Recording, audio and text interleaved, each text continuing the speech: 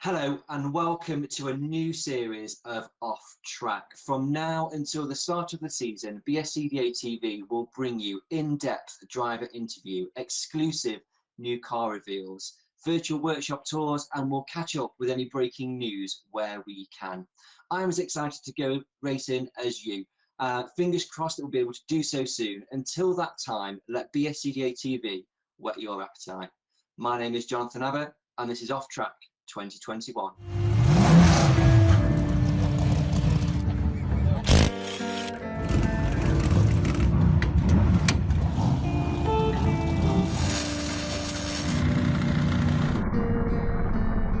Hello and welcome to the second instalment of Off Track 2021. This evening I'm talking to former Formula 2 world champion Daz Kitson. Daz, thank you so much for doing this on what is a very cold evening tonight, so thank you very much.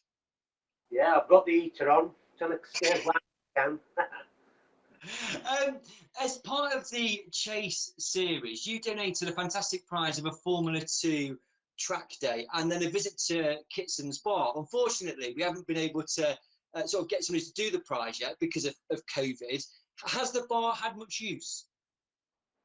Not really. No. You know, I built it. You know, in lockdown for something to do on a weekend, really. Yeah. You know, and obviously got an hot tub as well next door to it. So, you know, just hoping for summer, and it'd probably been handy. You know, maybe Saturday night things in, and would have probably stopped off here and had a couple of beers. It's a great thing to have built. Yeah. It took a little bit of time to build, but yeah. I think there's quite a few people actually built them, didn't they, in the lockdown? Yeah, absolutely. I take it you sat in there this evening. Yeah. I've come in here this evening. Yeah. It's very good. It's very impressive. Right, let's talk about stock cars. So you came into Formula One after a really successful career in Formula 2. So kind of why did you make the move over? I don't really know. I mean, I think in like the days of F2s, I used you know, there were a lot of cars, you know, a lot of action, and it was hard racing, and I think it dropped off a fair bit. Okay. And you know, and Formula One seemed to have that bit more of an atmosphere, and you know, I think it's a lot of people's dream that they all want to have a go in a Formula One. You know, whether they carry it on, but they all seem to just want to have a go, get it out of the system, and things like that. You know, and I just got involved with it a little bit, and then ended up, you know, getting a load of cars, and then it went from there, really. We'll come back to that in a minute. We'll come back to that. But just talking about Formula 2s for a second. So you won the World Championship twice, 2000, 2001. Would you say that has to be the career highlight so far? Well, I suppose it really would, wouldn't it? Because you know, I dedicated a lot of time and effort. You know, travelled around the country. You know, and you know, wanted to get, you know, as good as it could be. I was never going to chase the points because I could never afford to do 100 meetings a year and things like that. Never in a million years. But you know, I dedicate myself, you know, my mechanics, and put a bit of time and effort into it. And you know, we won quite a few championships. You know, I think the second year I'd won the gold. I went out. What did I win? Scottish, Irish, European. Yeah. You know, so yeah, you'd probably have to say that, wouldn't you? Yeah, absolutely. When I woke up this morning, as I was having a coffee, and I was scrolling through Facebook, and I come across a video of the 2002 World Final at Cardenbeath. I was like, oh, right, okay, and I noticed you're on the front row, and then kind of watched the race through, and you were like leading for ages, and something seemed to go wrong with the car. If you can, I don't know if you can remember. It was just a bit of a premonition this morning, really. Yeah, I mean, the meeting prior, I'd been up there and won the final. Then I went to Holland, and I was chasing Shoot for the Gold Cup. Took a big last bender, quite a bit of damage to the car, and it wasn't quite the best at Cardenbeath World. But you know, it were there, you know, with a possible win. But I think somebody spun in front of me, a back marker, and I had to go down the side. Yeah. And I ended up picking, going out into the muck and dust, and I ended up picking a nail in my tyre. Right. Okay. Slowly getting worse and worse, and then, it got undrivable then, so I had to pull off. So Yeah. that was the end of that. Yeah.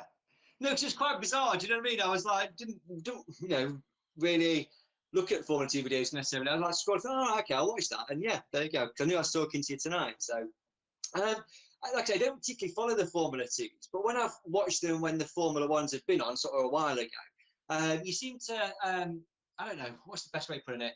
Take an interest in some of the RCE cars that are out on track when you were racing your Formula 2. Why was that? People always said that. I was always picking on them and stuff because, trying to slow them down and that. But there were quite a few of them out there all of a sudden. Yeah. And, and a lot of top drivers had them. So it was a case of when you've got one behind you, one at either side of you, one in front of you, you're going to be eating them because, there were quite a lot of them there. People always said that, but, I think it was a load of rubbish, really. But, It just how it seemed at the time, I suppose. that's how it seemed, and people just, I could never admit that Dave 25% of all the damage it caused, making him loads of profit, but. Brilliant. So despite the investment you've made into Formula 1, you still go and race Formula 2s as well. Which do you enjoy more now? The Formula 2's probably don't hurt as much. Obviously, I've been doing it over 30 years.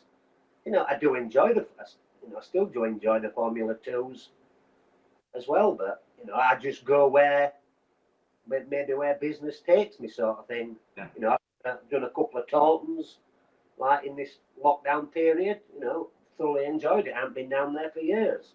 They always make you welcome and things like that.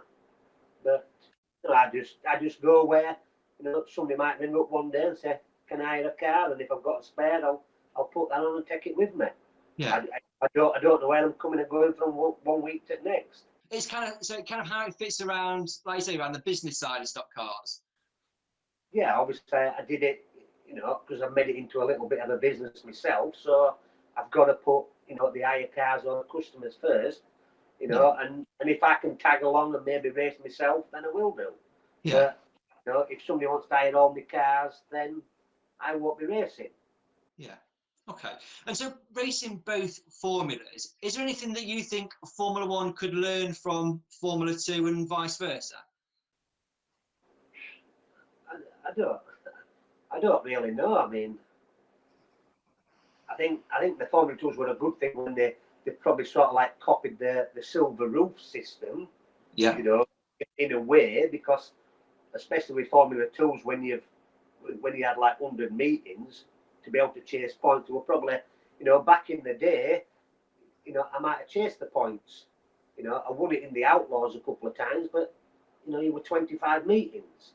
Yeah. That were doable, but for a man probably not with a big budget, you couldn't do it. I couldn't do it.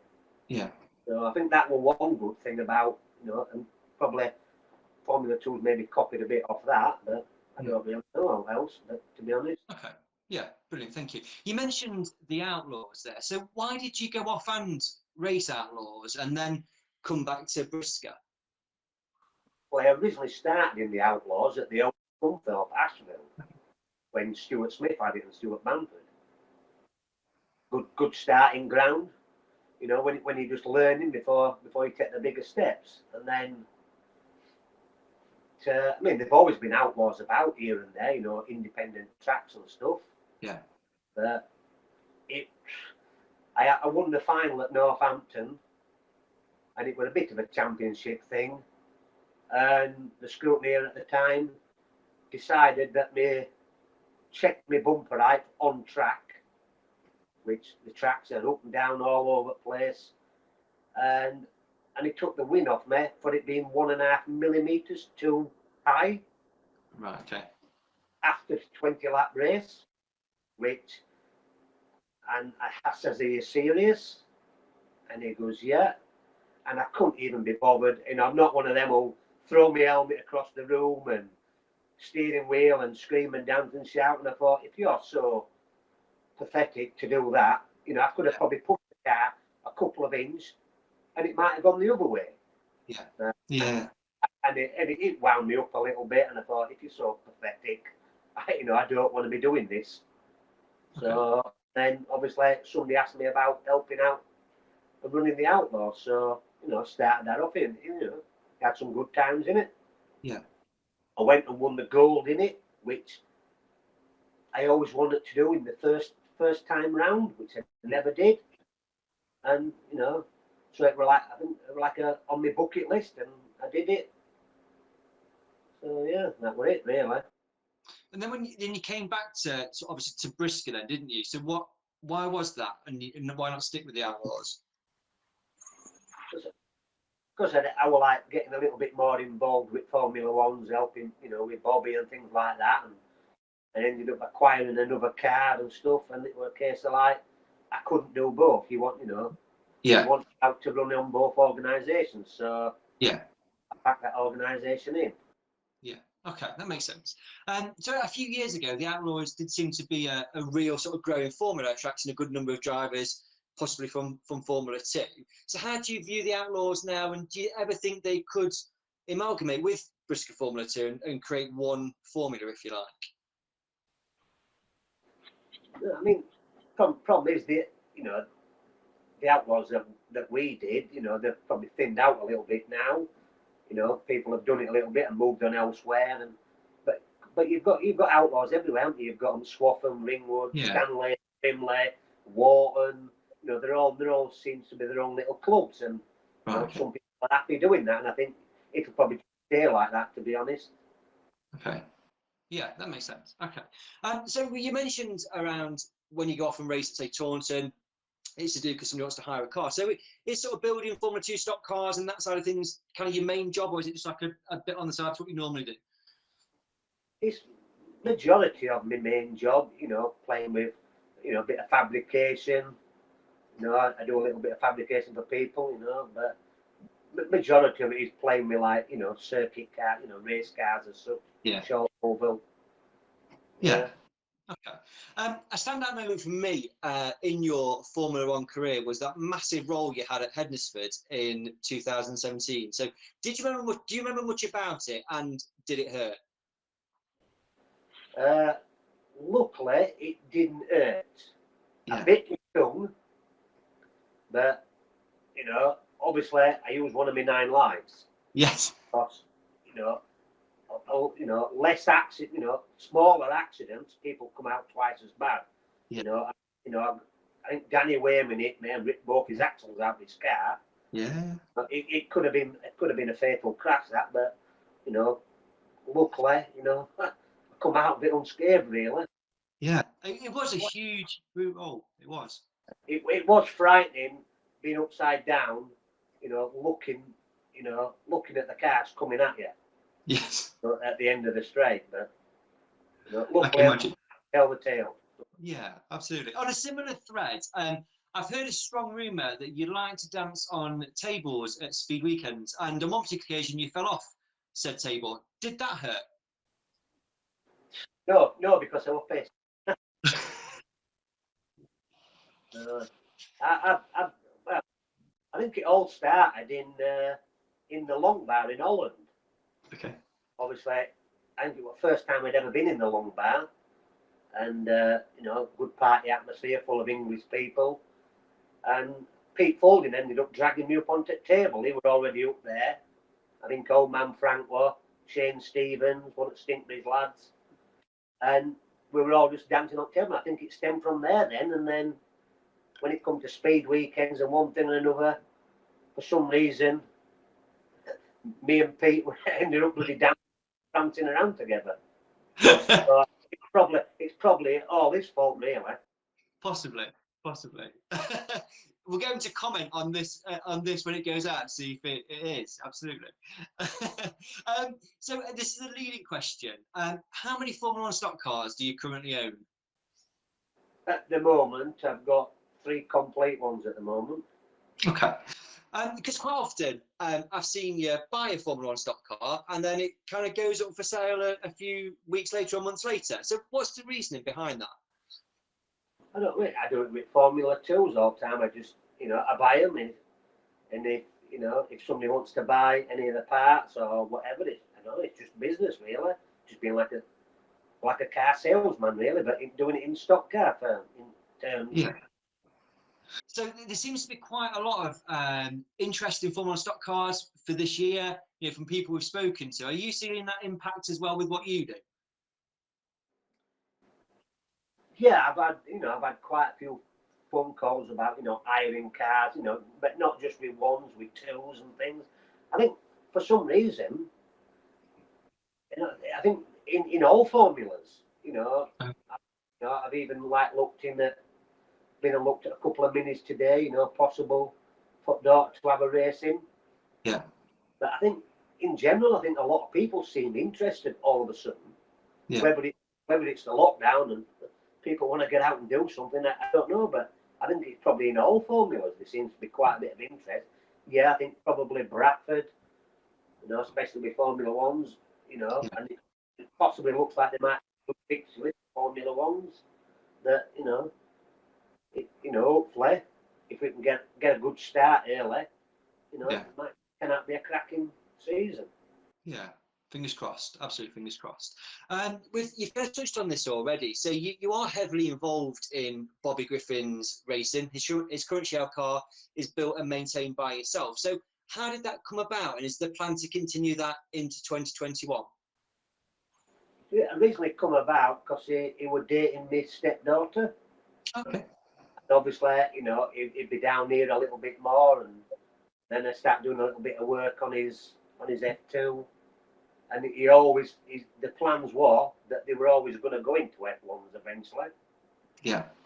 And he had to go in my car at Gala night, and then just said build me one. So ended up building him one, and then obviously they were quite busy with work, one thing and another. So I spent a lot of time looking after it and maintaining it.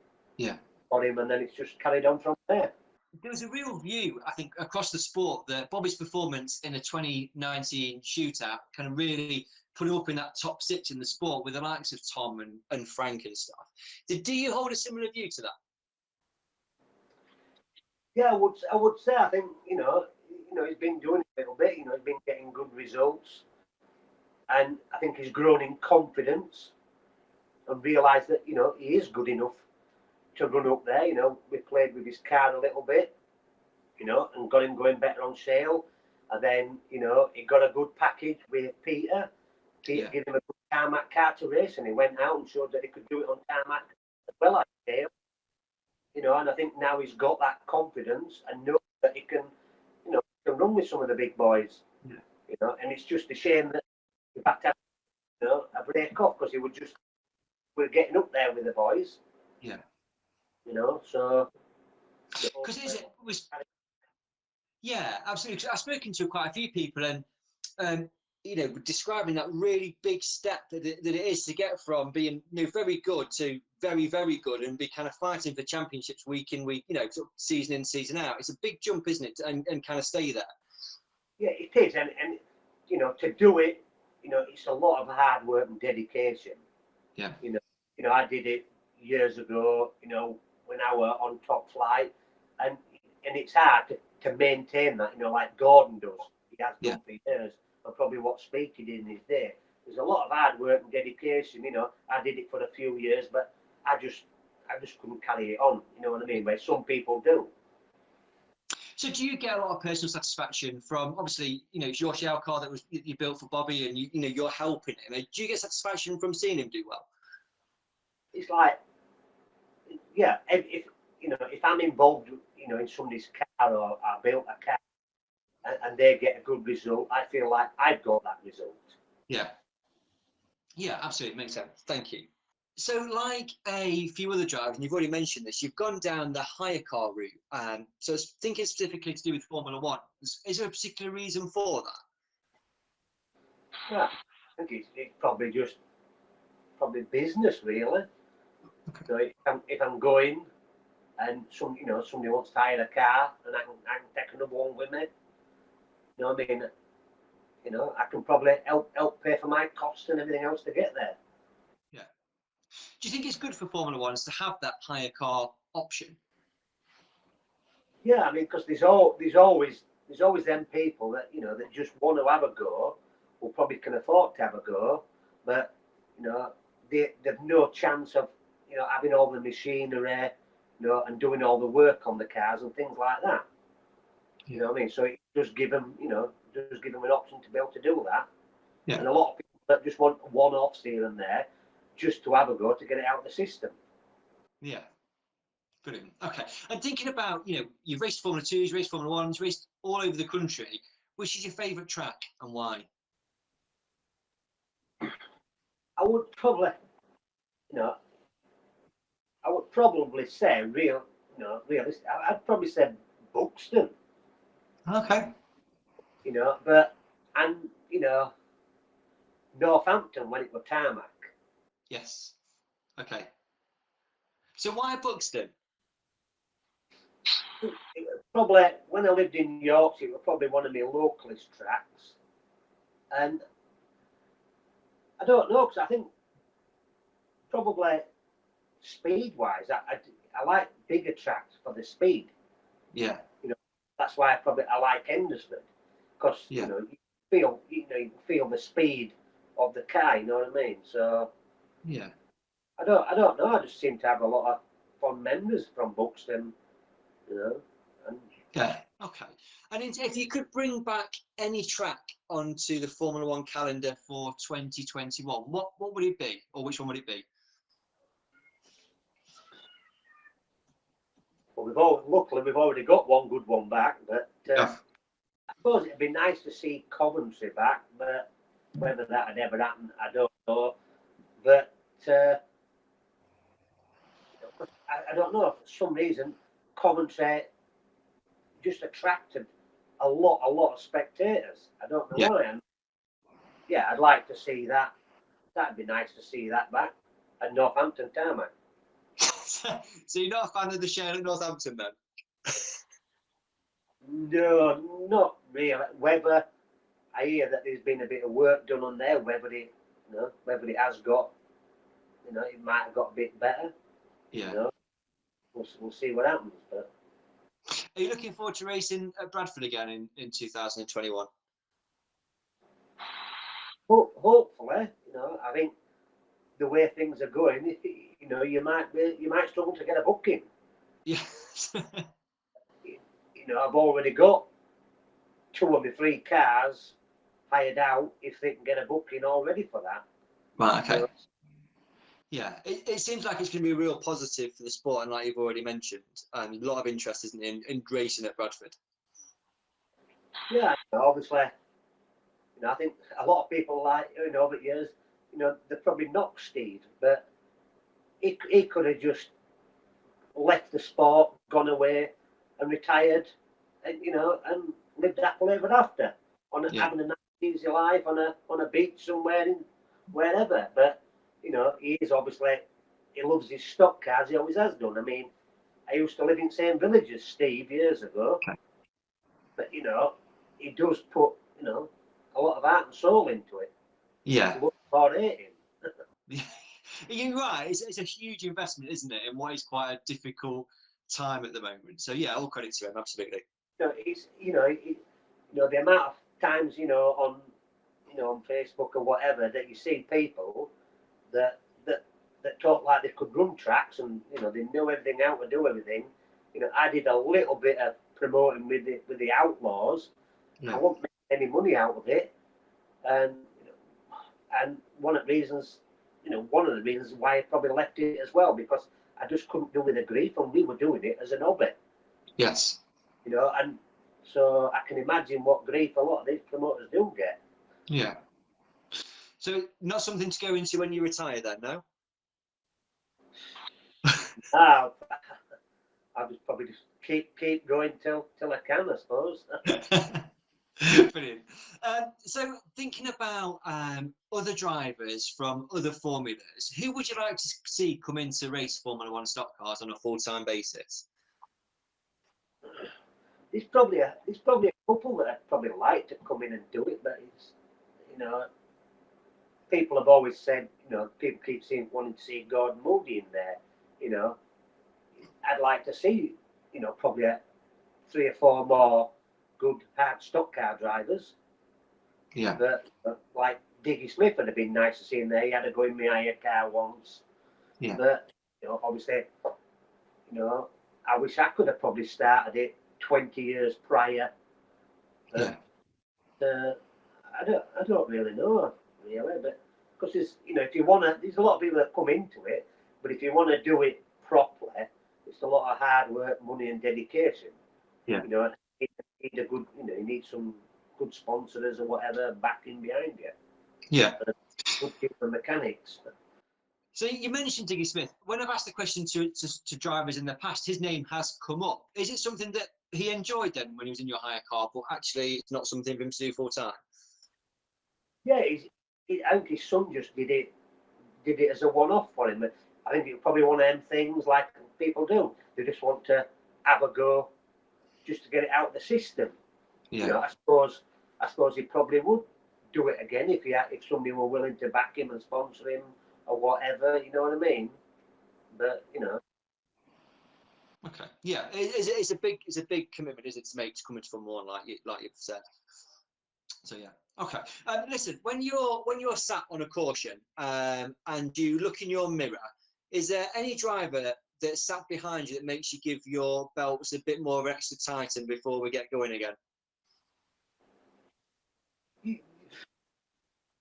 Not in the day of, you know, when I was probably competitive, but you know, I wouldn't let anybody intimidate me because Yeah. you know, if you're a good stock car driver, you can't get intimidated. You might look and you might think, well, you know, he's got a glass bumper, I'm all right, or you know that he's going to give you a slap on next bend if he gets a chance. Yeah. You know, I think you've got to have a little bit of a reputation as well that they'll know that they'll get it back. Yeah. And obviously, you know, they'll probably take, you know, caution with it. Yeah. That's absolutely something that Chris Cowley said when we spoke to him a couple of weeks ago around you can't almost be bullied on a stock car track. You've got to stand up for yourself, because otherwise it just makes your life really, really hard. Yeah, you know, proper true stock car drivers, you know, you've got to be able to stand up for yourself. You know, you don't have to be, you know, you don't have to be dirty or anything or all that. But you've got to, you know, when people, you know, you see it many times, people will look in the mirror and think, nah, I'm not worried about him. I'm not worried about him. I'm not worried about him. But you look in your mirror, you know, you think, well, you've got to be on your toes and keep pushing forward, because if that man comes, he's going to be having to do at you. Yeah. Okay, absolutely. Thank you. Lovely. Is there a particular memorable stock car related moment that has stuck in your mind that isn't necessarily a race or championship win? Probably my first ever meeting. Okay. Probably absolutely, you know, frightened to death of getting there. And then I think I raced at the old Asheville at Scunthorpe, and I think we're out in the final, and probably one of the main men of the Outlaws were like Rob Kay. Okay. F1s as well, F2s, Outlaws, and he was like the main man. And I think he were on for winning the final, and I tripped him up accidentally. Obviously, you know, we're probably a bit out of control. and I didn't go out for the Grand National. I actually loaded the car up and said there was something wrong with it. But it absolutely stuck in your mind. Yeah, well, yeah, it's one of them things, you know, you always remember, like, you know, your first meeting and stuff like that. But yeah, it always sticks in my mind, yeah. Yeah. The best and worst thing about Formula One stock cars? Probably the best is probably, you know, normally, I think probably what attracts people to F1s is probably the noise. Yeah. Probably more people, probably a bit better atmosphere, good social side to it, you know. And I think that's that's the attractive part about it. I mean, I remember when I won the World Final at Northampton, when I won it at Kings Lane Saturday night. Luckily, Formula Ones were there, big party in the bar. Yeah. I filled the trophy up to 180 quid worth of beer. Because Peter said when he first won it, he put 170 in it, so I had to beat his record. But then I won it the year after at Northampton on a Sunday, and I went to the bar afterwards, and there were 2 people in there. Yeah. You know, there were just no atmosphere. Yeah. You know, and Formula One, you seem to have a lot more atmosphere. Yeah. Okay. And quite a few people do say that there is, it's got such a huge following that it just create the fans and, like you say, the atmosphere that brings with it. I mean, you're always going to get, people falling out and issues and wanting another, and you'll get it in any sport, won't you? So. Yeah. And is there anything that you can say is the worst thing about Formula Ones, if you like, or the thing you don't like as much? Worst thing about it, probably washing it after the wet seal meeting.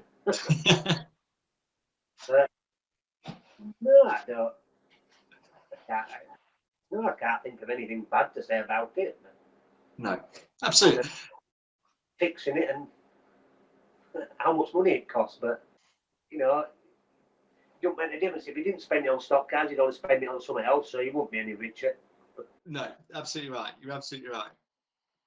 You mentioned your daughter. From what I know, she's kind of started out in the stocks carts formula. So why did you choose them as sort of the starting ground for her, if you like? I have a few like family people that are in it, like me 2 nieces. I've got 2 nieces. Their children do it, and I probably know a few people in it, and it seems quite, from what little bit that we've managed to do in it, it seems a lot, quite a nice atmosphere and everything else, and getting on with people. It doesn't seem, bitchy or out like that, And obviously Ian, I've known Ian for a long time. He seems to have quite under control. So, we've been attracted to that. But, she does want to race a stock car. Yeah. But, that's why I possibly thought of maybe letting her have a go in a Mini as well, just to get used to clutch and gears and probably a bit more contact. Yeah. Okay. Have you had a go in stocks carts? Have you been out in them? Yeah, I bought an old one. I did it up and had a go in it, and rattled my teeth out. But yeah, they're an art to drive. Yeah. You see a few big names like Paul Hines has been out and had a go in one, and you'd think like somebody who's got a lot of experience and stuff like that, and just jump in it and go. But I mean, they were never good at like when we went go-karting. They're all like that. So, and I went out in one of them. There's an art to driving one. Yeah. And I'm probably a bit too rough and ready for it. Yeah. That's your excuse. Yeah. So you've raced quite a few formulas, as we've discussed. Anything that you'd like to race that you haven't raced as yet? I think in the early days when I lived in Yorkshire, I always fancied saloons. Okay. Did odd trip to Cowden and come down, down this way. But there were nothing around because the saloons were always like good hard hitting, a lot of action, and I wanted to be in the action. Yeah. But I couldn't afford to be doing the travelling just to get to normal meetings. They were all 3 or 4 hours away. But I would have probably loved to have done that. I've had a couple of goes. I had to go in Richard Baldwin's and that, but it's probably a bit late in the day now to contemplate doing that. Yeah, because they are kind of concentrated sort of Scotland and down the sort of the east, aren't they? That side of the country, if you like. And if you were at the time over the other side, it's a lot of travelling. Yeah, I moved down east too late in life. Yes, that's it. Absolutely. Unfortunately, we don't really know when we're going to start 2021. But what plans are you making for the season? Have you got any new cars? Have you got any sort of aspirations of what you want to do? Well, like I say, it's hard to make plans because it all depends. Some people ring me up. I mean, I'm just putting together, obviously, the old Bobby Griffin car, what I built for him, that I've had a while, that was totally revamped, and finally just put the engine back in it now. That's been rebuilt by Lindale. So I'll get that back up and running in the next couple of weeks. I've just built two F2s, one for a friend of mine, Ben Spence, and I thought, well, while I'm building one, I'll build another one. So it's just a case of, like I say, it just depends who rings up and who wants to hire and go there. And then obviously I've got to look at like trying to do as many meetings as I possibly can, with my daughter, and depends where Bobby's going, go and support him. But I just don't know. Yeah. From one week to next. You need to invest in a big wall planner for that bar of yours, so you can sit there with your Lamborghini and start plotting it all out. Yeah, I know. I'll have to be careful at speed weekends because apparently I've got Pete Falding liking it as well, so I'm picking it. My final question, Daz. So I kind of ask everybody this when we do these off tracks, and make yours a bit more difficult. So thinking of drivers from both Formula One and Formula Two, who are your top three drivers of all time? I'm probably going to have to look more into Formula 2s because I've probably seen a lot more of that over the years than what I have Formula 1s.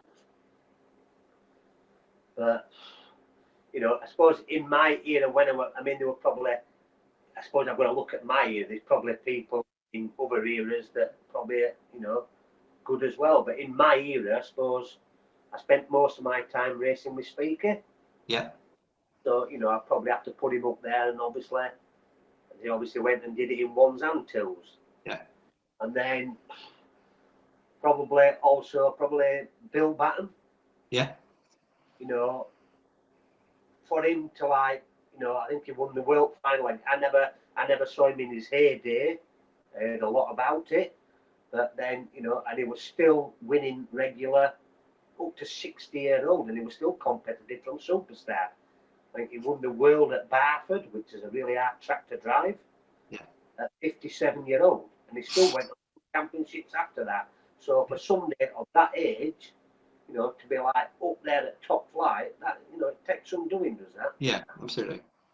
And I suppose after that, probably watching a bit of Formula Ones when he was to Bradford, watching when I lived in Yorkshire, you're probably going to have to probably the main man of mine, probably King John. Yeah, absolutely. Good. That's a very strong top three. I like your top three, Daz. Thank you very much. Daz, it's been absolutely brilliant talking to you this evening. Thank you so much for your time. Is there anything you'd like to add before we go? Well, I suppose I probably need to mention a few people, over the years that's helped me down the line, like mechanics, in my early days. I had Pat and Craig, Ben, Carl and Soggy, that helped me a lot, that travelled all over the country, cowed and beefs, everywhere with me, and like now, they seem to be hard to find the mechanics, but like luckily at the moment, I've got James, everybody probably knows him as Bowser, and Step 2 driver, Daz Rowe, they come and help me a bit, because, you struggle to find decent mechanics. Yeah.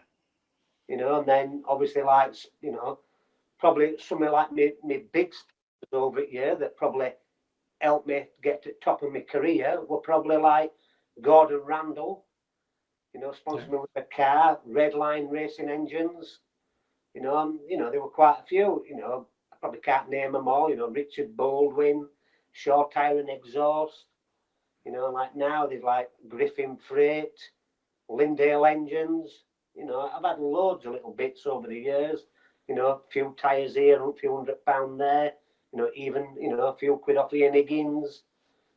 It's like just sort of like saying, thanks to them over the years, that's obviously helped me a lot because, I was doing it on a budget as a working class man. I didn't have any backing when I first started. So I had to start at the bottom and work my way up, and then obviously, you know, a few people probably thought, oh, you know, might be able to make something out of him. So they ended up sponsoring me. And luckily, you know, I repaid them by, you know, winning a few championships.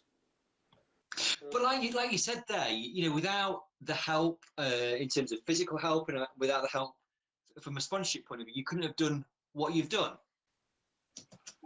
No, I don't. Yeah, I think a lot of people rely on mechanics, and especially like in Formula Ones, you know, you can't go to a Formula One meeting on your own and do it. No. You know, I mean, I do it on my own in the day. You know, which is a bit, you know, it's hard graft, but luckily I've got, you know, you've got 4-poster ramp, forklift, and one thing and another. You know, I've got all the machinery, but yeah, you know, you do need sponsors, you know, unless you're a multi-millionaires, but then they normally go racing bigger and fancier things. Yeah.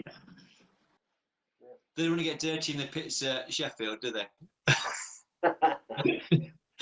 Daz, it's been an absolute pleasure talking to you this evening. So thank you so much for your time, and hopefully we'll see you at a racetrack very soon. Yeah, and I suppose I better mention, you know, probably thank for wife for supporting me years. Like, you know, I better mention her, Louise. Did she just throw something at you just then to remind you? No, she's no, she's out. She's in house. Daz, thank you very much. I'm sure everybody appreciate the mentions there. So thank you so much for your time. All right. Cheers. Cheers, Daz. Thanks. Bye.